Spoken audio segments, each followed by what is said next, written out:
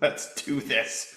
Hello, everyone, and welcome to another edition of Kim and Brie are the best. We're here today on this lovely Sunday afternoon to celebrate being wayward, being an avatar of doing whatever the heck you need to do for you. This session is something that I think we all could use. And so we're going to make sure that chat is turned on now.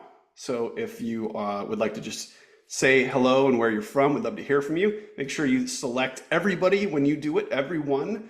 That way everyone can see your responses in your chat. Hello. Okay, people are starting to file in. Excellent. And if you have a meet and greet ticket, just remain here. We will do our meet and greet session directly after this in this Zoom link. Yes. Oh my God. Germany, Florida, Massachusetts. Oh my, okay, it's too fast. I can't read it. It's also the 10th anniversary of Wayward, and as such, I don't think there's a better way to celebrate this than with this particular discussion that we all could use. So I'm going to bring now in your guests of honor, your hostesses with the mostesses, which is, I don't know why I just said that, but I felt like it was important. Kim and Briana, are you here with us? Yes. Here I am. The thing. Yay. Hi, I have Charlie. something, instantly have something in my teeth. That's very me. That's So we're okay. gonna I think teach- I've got something in my nose. So We're going to teach flossing and booger. Yeah. You know how flicking you now. survive the shitstorm? Good oral hygiene. Hygiene. We teach that in our PJ party, actually. Okay. Off to a good start, y'all. I'm going to let you guys do your thing, but Okay. so exciting. Bye, Charlie. Interrupt Bye, us if Charlie. we go Thank too you. far. We love you, Charlie. He's so brave. So Hey, brave. Briana. Hi, beautiful. How are you? I'm not, I think it's okay. So the good news is this is the perfect time for us to have this kind of so for those of you who are not Briana, when we were like, what would we talk about? What are we going to say? And I was like, how about finding the light in the darkness? How about finding the sunshine in the shitstorm? And little did I know. Oh, yeah. That today Dude. is literally that. Yeah. I can and I can control none of it. And none of it is necessarily like insurmountable or even necessarily a technical shitstorm. It's all just potential shitstorm, which I process as shitstorm. Yeah. That's what I was going to say. It's like so often our bodies will react to any struggle or even for me, mild inconvenience as if it is danger. The chemicals in our bodies will do the same thing, which is you're in trouble, run, hide. Yeah. So how are you?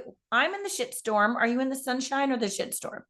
I'm okay. But you know what's so funny is I was at the gym this morning and I was listening to either a podcast or a TikTok or something talking about how there are 4 planets in retrograde. And yes, you'll hear me talk about astrology a lot. That's just how I roll. Astrology is my God. It is my church.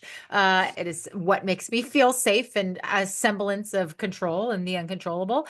But anyway, 4 planets in retrograde, which doesn't feel like the only thing I notice. I do things. I'm like biting my lip. I'm constantly spilling water on myself when I'm drinking. I'm dropping things all the time. And it makes me go, be careful. Be careful. Those kinds of things are fine. You dropping things, whatever, as long as it's not glass. But you want to, if you're feeling klutzy, be careful when you're driving, be careful when crossing the road. You know what I mean? But right now, I'm having a very big, I'm having a season of consideration, considering a lot of things. Nothing dire, nothing very neutral on the good and bad scale, but just going a lot of like considering my reactions, my emotions to things. Jose and I just had a little staycation because my daughter was at camp, and I said a couple things to him that sounded really revelatory, but they were just things that I was like, oh, I recognize this. For instance, I'm a Cancer, and so things that I do, I always thought was like behavioral or, in the way I reacted to things. And now I go, oh no, I think I'm actually just really sensitive. And that's me trying to protect myself. Anyway, so I don't feel like I'm in a shitstorm. I do feel like there are shitstorms happening around us globally. Yes.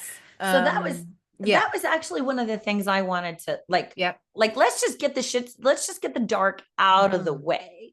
I think it's important to identify what I personally mean as a shitstorm, which is discomfort. I am uncomfortable. Now, global situations, so on the macro, I feel uncomfortable and I wish I had more power than I did. And on the micro, I'm only moderately uncomfortable. So for me, are you comfortable talking about sharing what would be the darkest shitstorm of your life? Ever? Yeah, right now. Just like for perspective, for our audience who may not know, like when I say darkest shitstorm, here's what my bar is for a dark shitstorm. Are you comfortable with that? Or are you like, no, Yeah, let's I just say, don't know. No, I'm okay about that, but I actually think that there's a spectrum. I don't know that I have one being the darkest. I think I have a bunch of them uh-oh. and they're dark in different ways. But if you have one, go ahead. I can talk about a Oh, bunch. it's trigger warning, Mhm. just to let people know this is suicide. Um, Wiping my dad's blood off of the wall of my childhood home. That is my bar for this is and I was aware of it at the time. I was like, this is the darkest moment of my life. So that's so when I come out of shitstorm, when I speak of shitstorm personally, that's my bar.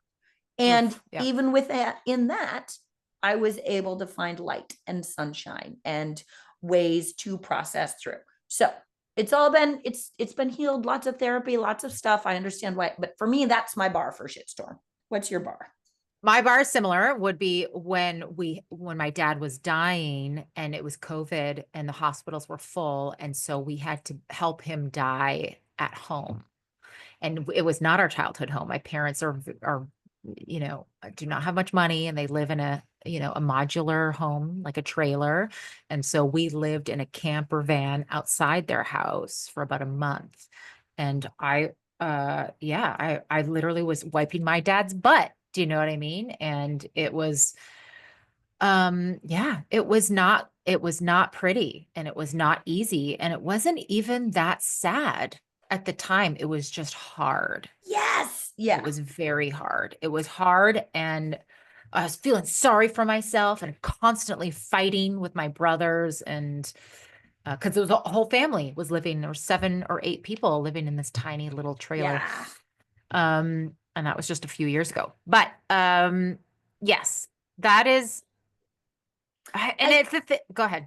Well, no, I think it's important, not because I don't believe in trauma forward bonding, but I do think that sometimes people assume that because we have a job, they assume we might not be able to speak from a place of experience when we talk about darkness or processing pain, or and so I think it's important to know, for me, I know where I want to go. I want to go towards the light. I want to go towards the joy. I want to go towards the connection.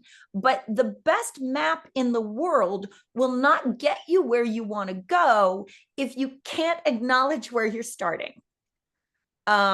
So I don't believe in just find the gratitude. Just look at Right. Sometimes A toxic positivity. Yes. Yeah. Yes, like in order to find the light in the shitstorm, first I have to know which direction I'm facing. First, I have to acknowledge this is the truth of my moment. And I deserve compassion, and I deserve presence, and I deserve light. But right now, I do not have access to any of it. And that's, I think, really important in this world right now, to view in each other and to give ourselves permission to, in this moment, be like, this is a moment and it fucking sucks. is dark, is Yeah. uncomfortable. Yeah. Yes. I think that also, and I think, Kim, you say this quite often, and it's kind of what I was going to get to when I was talking about my dad, is that it's all a part of it. Like, you cannot have light without the dark. It doesn't exist. And so, as my dad is dying, you're like, oh, this is death and it's inescapable. And we actually don't talk about it enough as a society. And yet every single person will go through it. It's part of life, as is darkness is part of light. So yeah, I think that while shitstorms, even stuff, on a grander scale globally, there's a lot of awful, awful things that are happening. And because of our access to social media, we are all watching it happen. And we're all having various feelings about it. And I talked to Jose about this a lot, and he says, yes, but this is um the muscle tearing so that it can build stronger, and so it is uncomfortable. But what if we look at it without toxic positivity? What if we look at it from the point of view of, but now we can create something truer from a place of knowing ourselves, a place of healing, a place of community. It's back to that, like, knowing where we are. I need to know where I am before I plan my journey to where I want to be. Yeah, yeah. And sometimes I just want to get the hell out of where I am. And that I don't think is necessarily sunshine.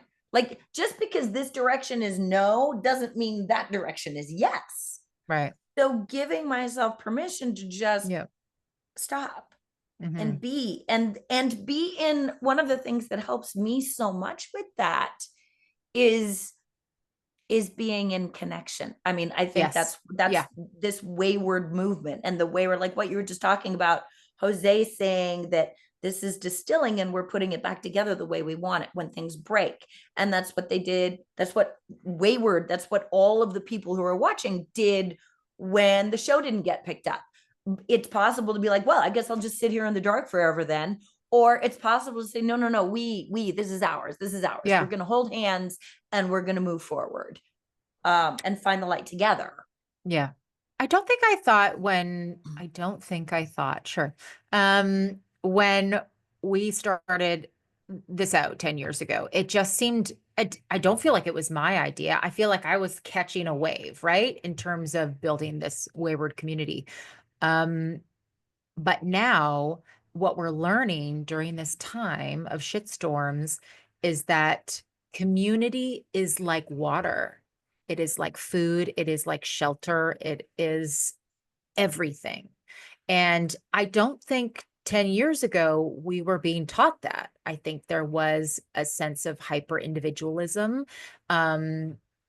Everybody was, myself included, wanting to achieve successes, and that, nothing's wrong with that. That's all still important and healthy and wonderful. But I have deprioritized professional success to prioritize community right now. And it might be age, but I really do think it's the time. What we're seeing is a community is essential.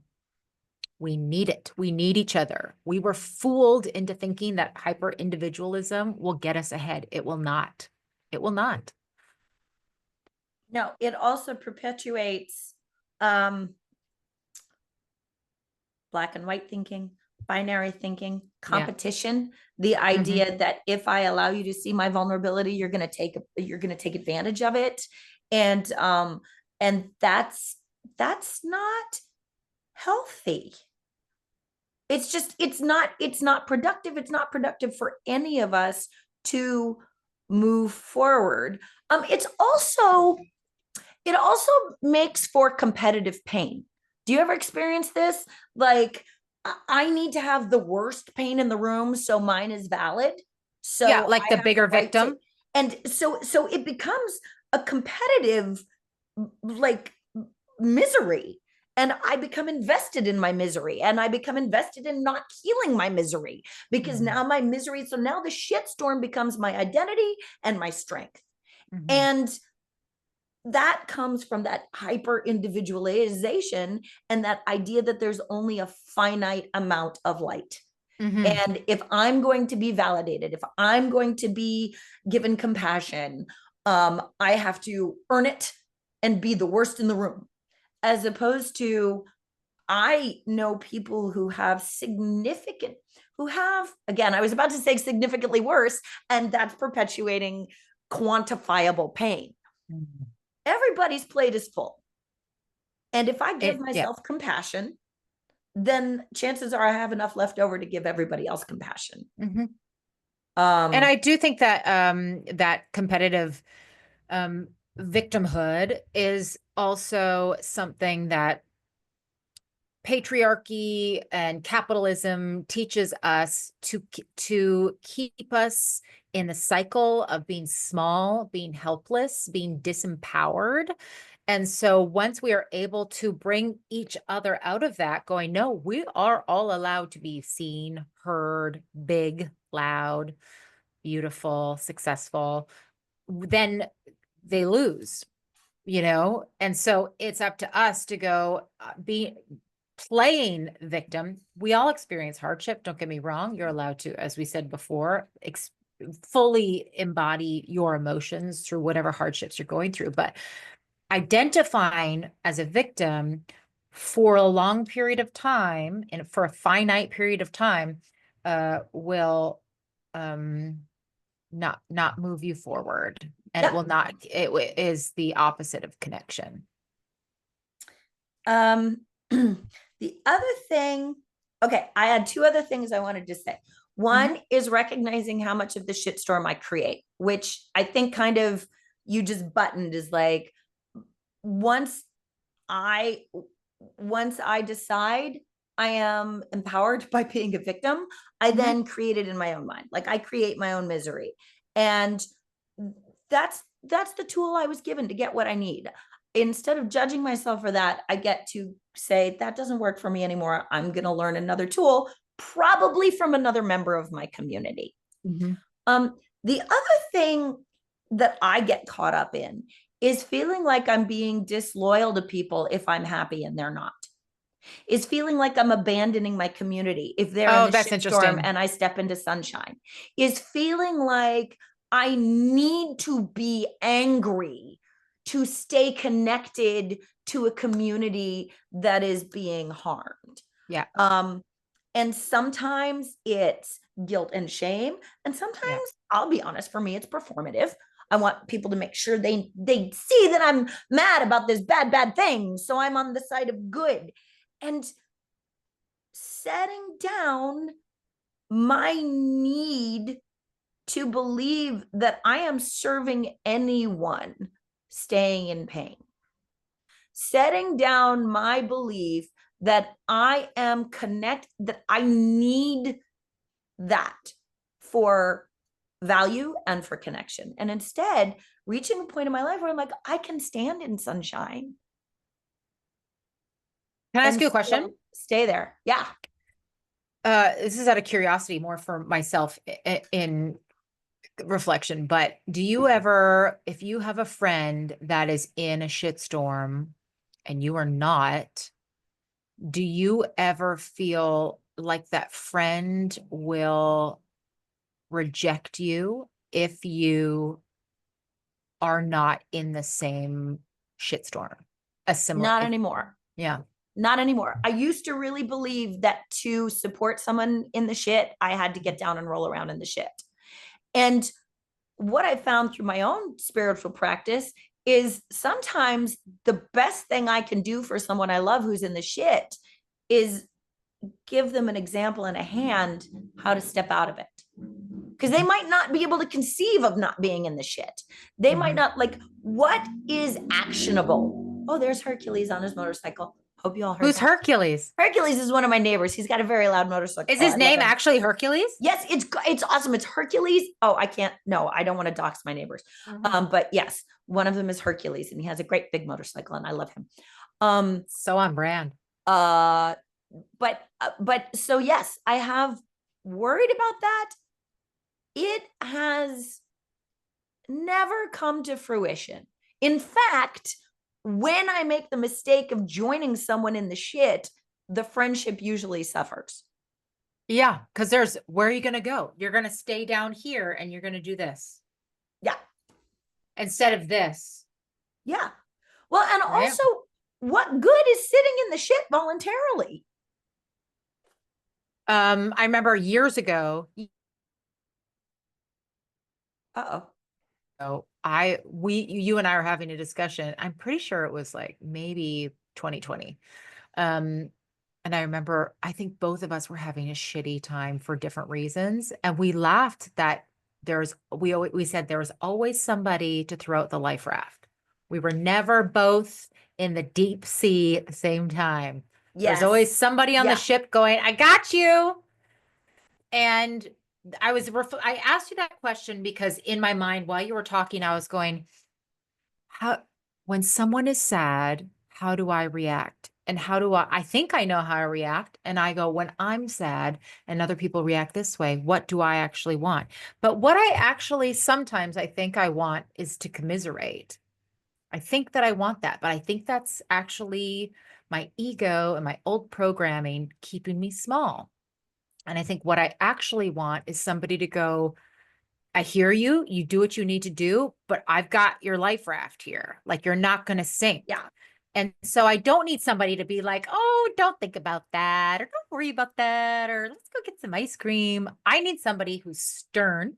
I don't need somebody who's like perfect or stronger than me or any of that shit. I just need somebody to remind me, like, snap out of it, to be like, it's okay. It's okay. Do what you need to do. But like, I'm hanging on to the back of your neck, like mama cat. I gotcha.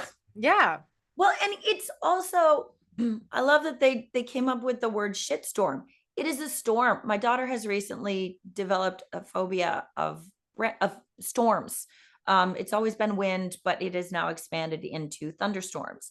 And she is clinically phobic of a storm. And I can't tell. She's like, is it ever going to thunder again? Probably. There will always be another storm, and storms will always pass. Like if we can grab a hold of anything, we are not in charge of the sunshine. Yeah. We are in charge of hanging on until we can see it again. You know what I mean? Yeah. And that's why we build community, is that Yes. there's just always a branch. There's Yeah. just always something to cling on to. And really that is, I have this conversation with my girlfriends. They very sweetly surprised me with a little birthday dinner. And these are girlfriends that I brought together during COVID because is my belief that a group of, women, is a sacred experience, especially as, when you get into your midlife. And I said, we will save each other. There's so much that we go through mentally, physically as women in this world. And they didn't really know each other beforehand. And now we have a thread, a text thread. And, anyway, we went out for dinner and we were talking about how,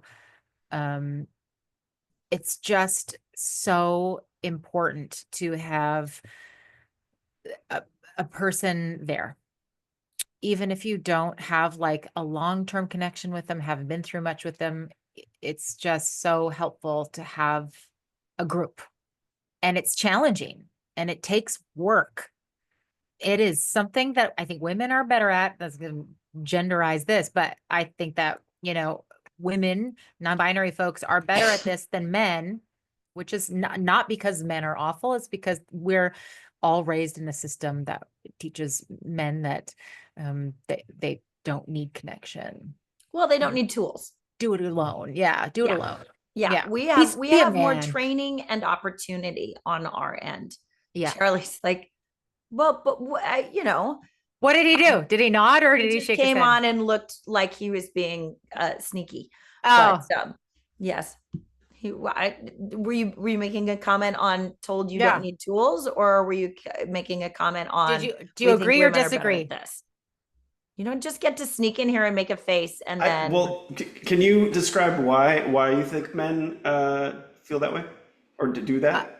Well, the men in my life, other than my husband, who has definitely more feminine charts than maybe most, but the men in my life, when they express emotions to me, they feel shame with those emotions. And when I ask them if they've talked to anybody about it, even their spouses, they say no, they don't need to, or they're worried about how that will reflect upon them. Yeah, yeah. I mean, it's. I think we may have talked about this in the podcast episode that we did. I feel like from a very young age, we are told boys are simple and girls are complex. Girls are Mm. emotional and boys are more physical. Like there's all these little things, little programming things that happen so that when men start to feel a complex emotion, they start to go like, there's something wrong. I'm not used to this. It's not the way I'm supposed to be. Or And it's then, effeminate yeah, and effeminate, and women are, effeminate is weak or whatever it is, but it's all like you said, it's all taught. It's not true. yeah. It's taught to keep people in their places so they're more easily controlled. But anyway, okay. So you don't disagree. Well, We don't have to get into it. It's yeah, fine. It's okay. fine. I'm gonna let you Yeah. do your thing. That's a Okay. conversation for another time. Yeah. Okay. okay, I'm looking at some. Is there anything else you want to add before I look at some of these questions? No, God, I can't believe it's going by so fast. Okay. I know we're doing good. I also like every once in a while have those moments of like, did we just take this train and drive it off a cliff? I But know. I I don't was think like, we are did. we recording yet? This is just we me doing and the thing? Kim's. Are we This doing is the just like thing? one of our regular Tuesday conversations. Yeah, totally is. Okay, so let's see here. Elizabeth Thomas asks, Brianna and Kim, I'd love to know what is one thing in your life that is giving you sunshine right now? What is giving you joy today, other than your obvious friendship and the Wayward community? A literal sunshine for me. I live in Vancouver and we do not get a lot of sunshine. In the summer, it is, if you've ever been to British Columbia in Canada, it is one of the most exquisite places on the fucking planet. It is so beautiful. And I live in Vancouver where within 20-minute drives, I have the mountains, the ocean, and the forests. So it's just nature, and it's eternalism is so present that I love it. And luckily / unluckily, it's very, very slow in our industry. So I've been, going to the beach a lot. I'm a sun baby, with sunscreen. I know I'm going to get some comments about that, but yeah, just being in the sun and also hanging out with my daughter. We're having a very I'm having moments right now where I feel like these are the last years of her childhood. And I have conversations with her where I go, you are only a child for such a short period of time in your life. You're a child until technically you're 18, and then you're an adult for the rest of your life. So enjoy. Childhood is short.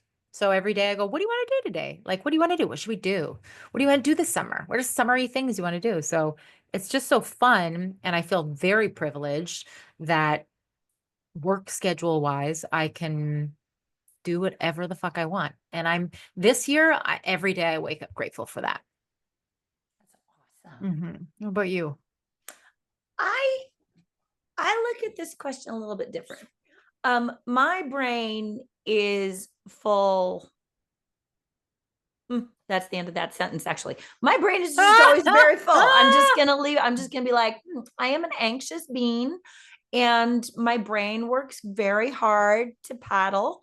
And what I have found with the changes I've made in my life and with the ways that I choose to treat myself physically and spiritually, the environment I'm in now, uh, if I just stop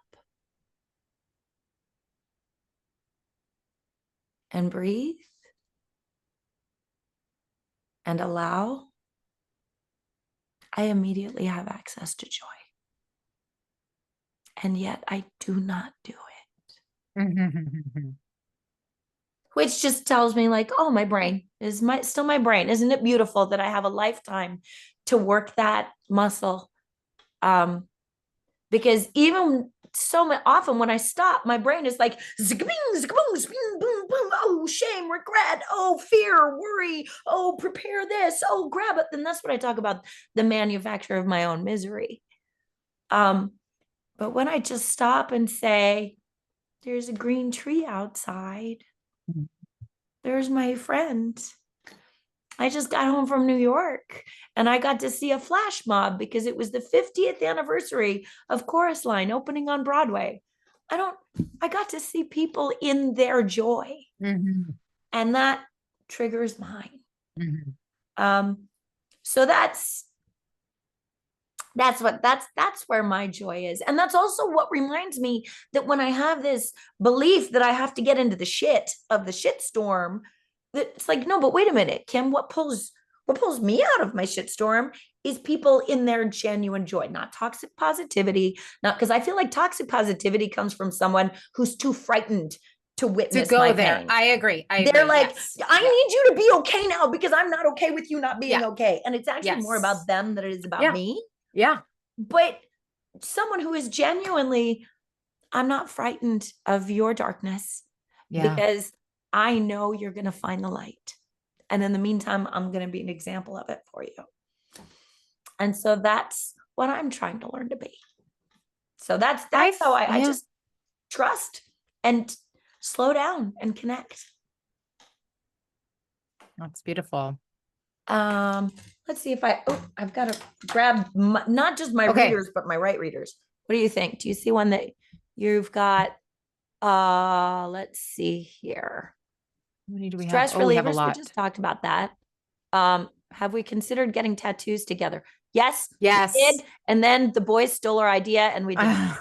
We weren't going to get we weren't going to get that, but like we were going to do it right. It was like the same weekend. I swear to God. Yeah. And then all of a sudden, and then we were like, well, now it'll look like we're copying them. Yeah. Now, do you think you'll ever start at the Wayward Podcast again, Caitlin Turner? Yes, I actually have 2 things that I'm supposed to be editing, but because we're going to do it on YouTube now, I'm learning to edit video. She's very skilled and talented, y'all. She's not just a pretty face. I am not a scientist. You'd be surprised. I am not a technician, and I have a lot of other stuff on my plate right now. That's right. She's busy. So every time I learn something, I get as far as I'm like, okay, I think I can do this. Next time I sit down, I'm going to edit the last, and then I take a nap and I wake up and like, it's all gone out of my head and I sit down. I'm like, okay, I've forgotten everything. So, but I also need people to know I have offered to help, but Kim wants to do it. She likes it. She's just overloaded and we're in no rush. But yes, you have 2 fresh episodes of the Wayward Podcast coming at you sometime in the next year. Yes. It's going to happen. Your biggest shitstorm, your biggest tip, if you get stuck in a shitstorm spiral and can't see the sunshine or the light at the end of the tunnel. That is from Jackie, although Laura also kind of asked the same question.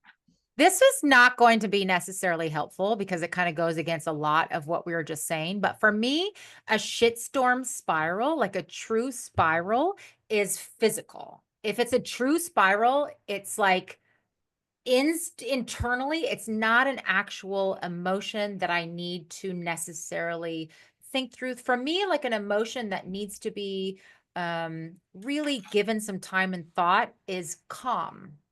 And it is reflective and it's not panicky. And so if I'm in a panic and anxiety, a spiral, I need to distract myself. My therapist says to do stop, drop, and roll, which is stop thinking about the idea, and drop it and roll it into a new thought. So I will either mentally roll it into a new idea that as something that is helpful is to say, well, what if that's not true? Or what if that's true? Instead of going, that's not true. That is true. It's going, well, what if? What if? It's not as hard on the system to completely abandon your spiral. But I sometimes will distract myself with a funny show, Yeah. or whatever it takes, just to let my body, my system calm down. For me, and I am speaking, this is going to sound like I'm preaching and finger wagging. I am not. I am I telling thought you said something else. Preaching and Finger tagging. Yeah. Yeah. That's another way, I suppose. Like That's a good orgasm.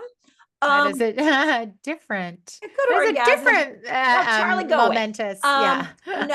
No, something something that I have a difficult time with to this day. And it has been like, it really came to a head a couple of years ago. And I'm like, oh, wow, this is a thing for me, is being rigorously honest Yeah. with how much of my shitstorm is in my head.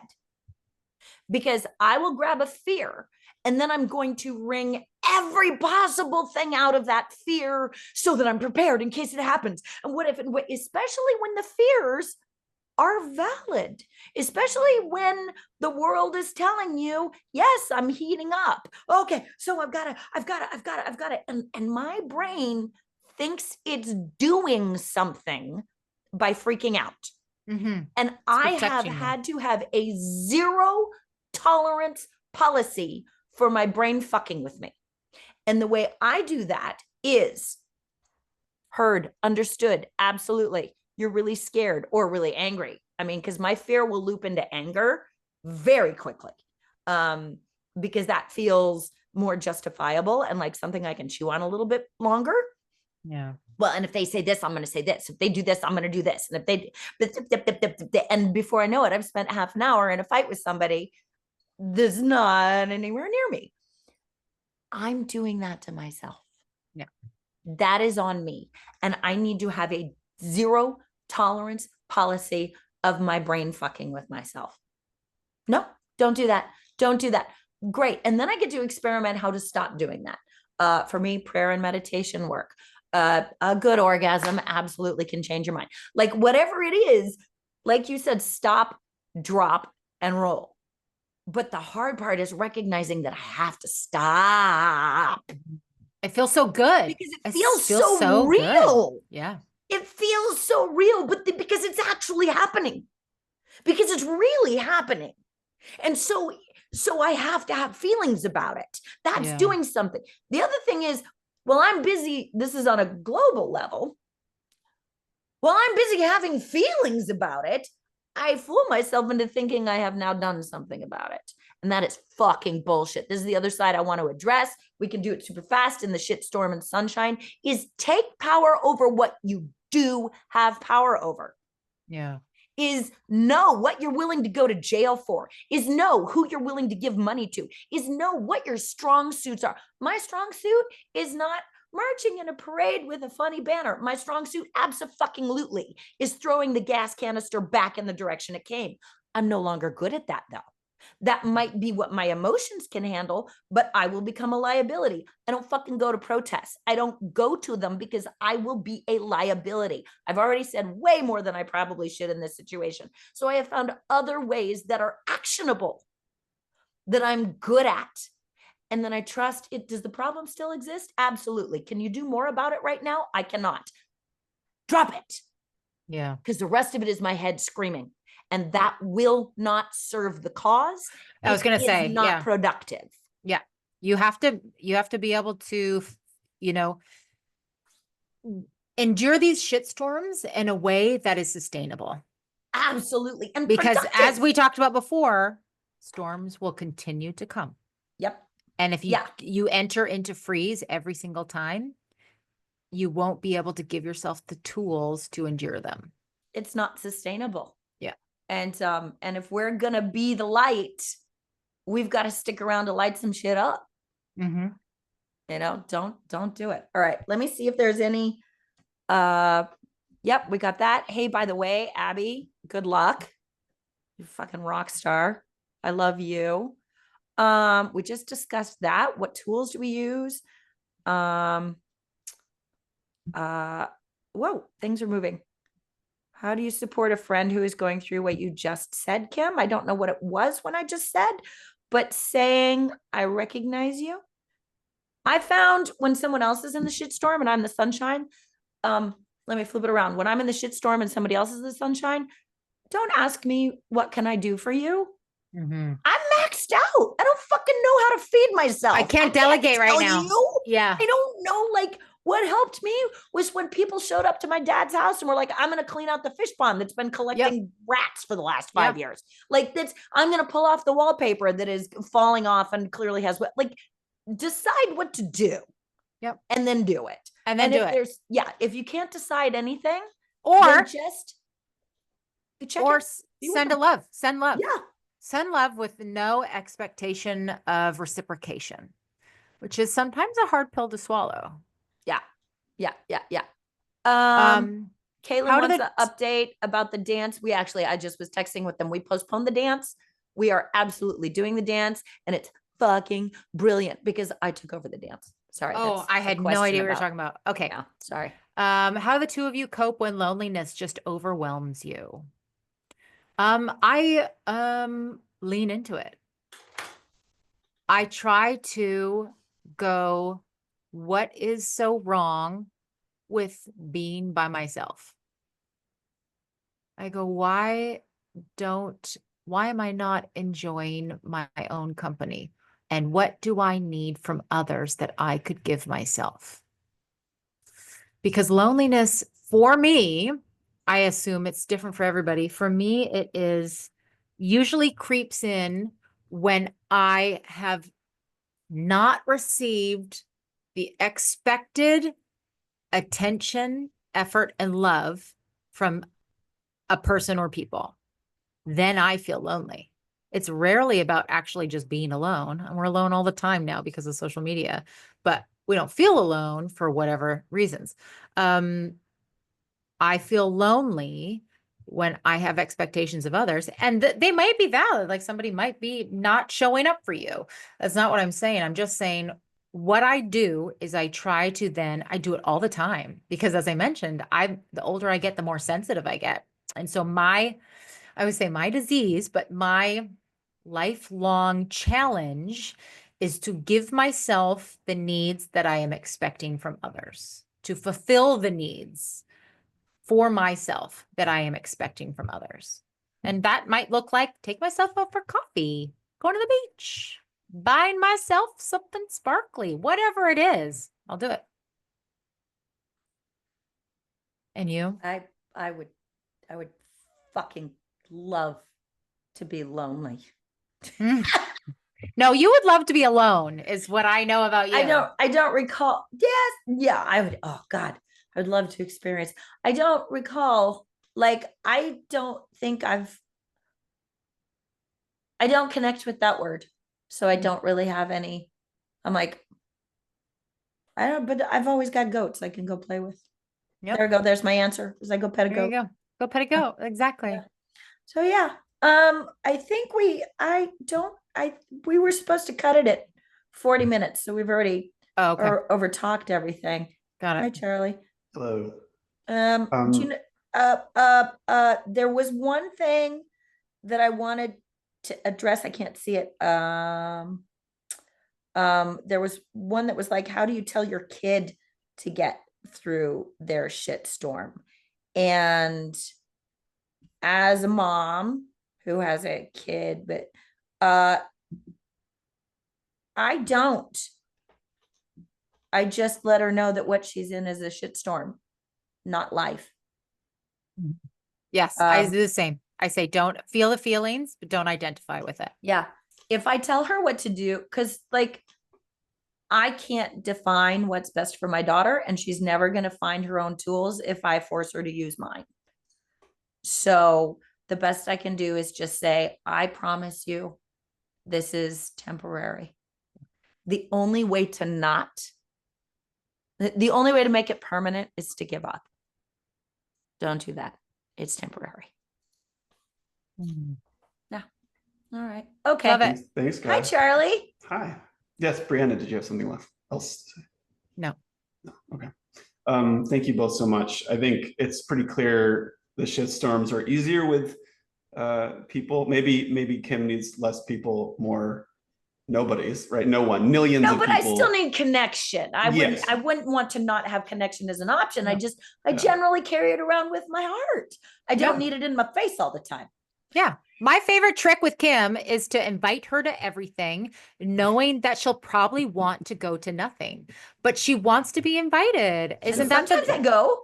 But isn't that Connection. that is the human condition, is like, we want to feel like we're not alone, but we might want to be alone, you know? Oh, that's the all difference good. between loneliness and being alone, is you still Yeah. have the connection to the other people, the Yeah. other places, all that stuff. Yeah.